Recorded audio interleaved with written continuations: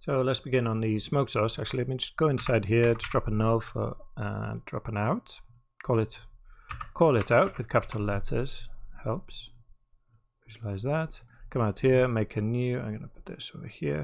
Create a new geo and call this. We'll call it smoke.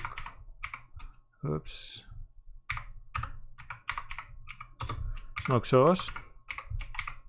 Like that. Dive inside. Object merge that helicopter. Okay, go ahead and find a heli out. And there we go. Okay, and then I need to convert this to get it so that it's kind of normal polygons. There we go, so that we can see them now. And yeah, we don't need all this geometry, so I'm going to grab my selection tool, press 9, and then go into 3D connectivity, and then let's grab, so this part, I want this part here, and let's grab the front as well here. Okay, and then press delete on your keyboard, and then delete's non-selected. That will isolate kind of the main body and tail. Okay, then I'm going to make another selection. So I'm going to grab the, let me turn this off. Where is it? There. Or you can press 9 actually on your keyboard. Grab the brush picking, okay, and then come here.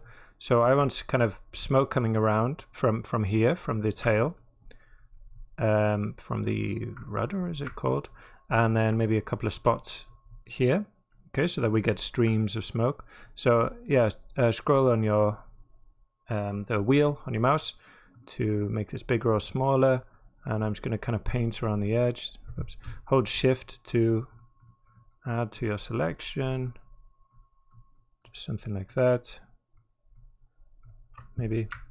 Okay, and then I'm also going to just grab a couple of chunks down here, so remember to hold shift. Okay, a couple of dots, and then maybe, oh, this, I've just noticed a mistake there, so I'll start again. So come here, click on this eye, and that will select visible geometry only, so that way when I select, it won't grab the other side as well. Okay, so let's just do that again quickly. Grab all this around here. Oh. Control Z to grab that selection again. Maybe scroll and get a kind of a bigger piece there. It's fine. And then, so I wanted a little piece here, like that, maybe a chunk there, and then maybe just one kind of here. There we go. And then delete on my keyboard again. Delete non-selected. Okay, so let's say ISO body, and then ISO emit, because that's where we're going to emit from, right? So now that we have this, let's make sure that we have normals on this, because we'll be using them later. Okay. So that's good. And then scatter some points on here. Right, and I'm going to scatter, you know, quite a bit more. Let's do 2,500. Okay, so we got a load of points on there, and then we're going to drop a trail. So this is going to be a moving emitter, right? And that can be problematic. Press spacebar and H to kind of see this. Maybe if I template this, we can see what's going on. So we're looking at previous frames, okay, and kind of giving us a trail, you know, a trail going on behind that. So if we, you know, the problem with this is we only have information per frame. So if we drop a blend, a time blend, that will give us information between the frames, okay, and we can get some kind of more sub-frame information, basically, right? So for my trail increments, I'm going to go to 0.05, and then the trail length, set that to 20, Give that a moment. So it's got quite a bit to do there now. Just realized we're on the first frame, so maybe if we go forward like 50 frames, doesn't matter really, but then we need, so we've got something to trail back.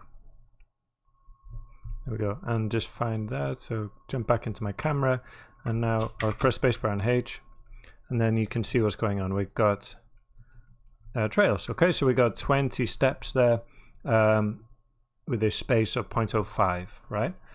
So that does take quite a while to compute. Okay, so I'm going to drop a file cache under here and cache this out, right?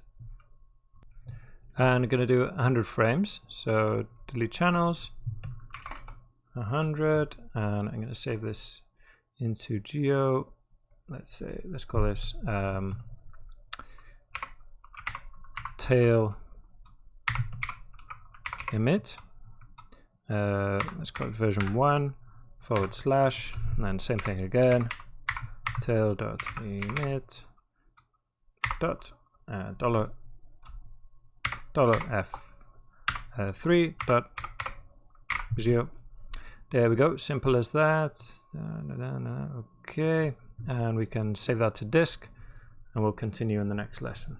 Just one quick adjustment we need to make before caching this out is if we come up here to the helicopter, and if I go here, and I could actually type, I think, -10, you can see here that we've got animation going into minus numbers here. So we've got what's called a pre-roll. So we can use that. I'm going to set this to the frame range to start at frame -25. Okay, apply that.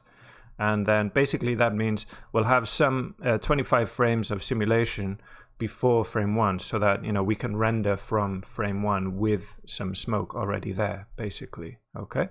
There are a few different ways of doing this, but you could simulate from frame 1 and then just kind of time shift it back. Depends on the animation you've got coming in as well. But we're going to do it this way. So you just need to do that. In our case, also with this time blend, the input frame range, we need to set this to -25, and then we should be good to go. So the trail will start there, and the file cache that will pick that up automatically there. We've got this $f start variable, which picks up this number.